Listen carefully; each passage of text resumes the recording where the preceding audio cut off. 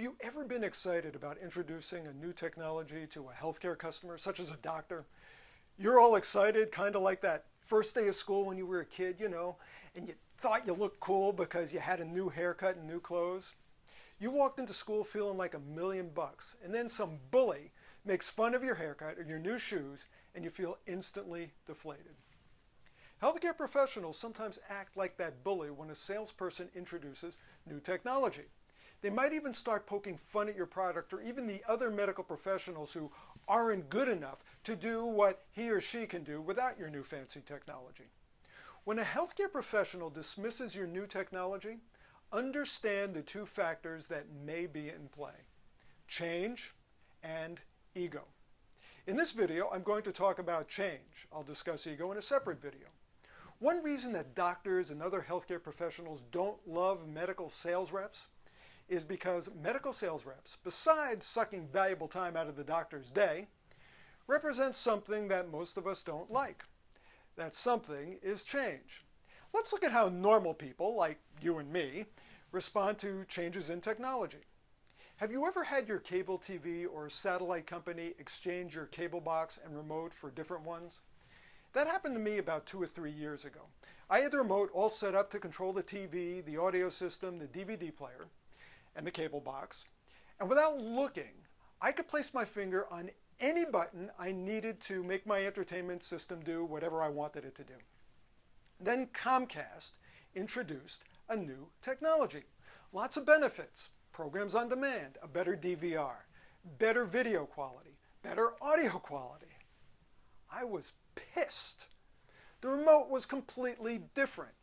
The only way I could use it now was to keep the lights on in the room so I could see the darn thing.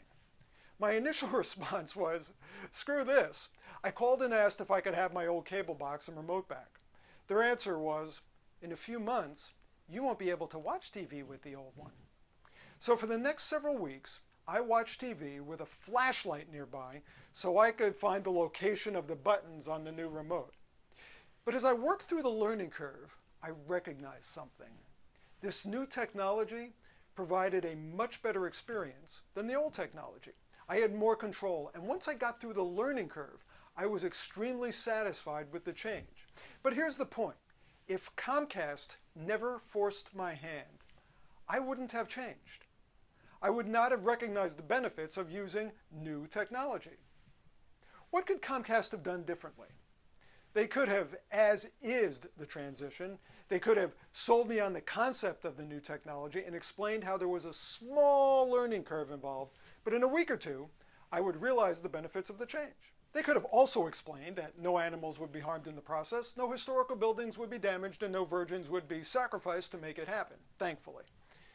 It would have prepared me to embrace the change. What are your customers thinking when you suggest change, especially when that change involves new technology that is completely foreign to them? They aren't worried about animals, historical buildings, or sacrificial virgins. They're worried about their patients and how the change will impact their workflow. They're worried about having to go through a frustrating learning curve, and I think you will agree there is already enough frustration in healthcare.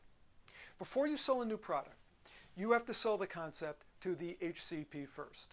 How is this an improvement over what they're doing now? How will you specifically position your product to address their buy-in on the concept? What's in it for them?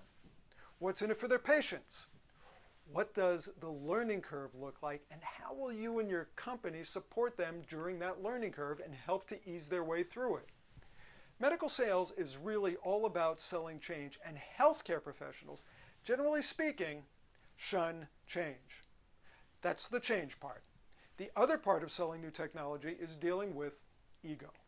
I'll discuss that in another video that you don't want to miss. And to make sure you don't miss it, you can sign up for my medical sales performance updates at www.medicalsalestraining.com. Until then, be competent, sell more, and make a difference. For the Medical Sales Channel, I'm Mace Haroff. I'll talk to you soon.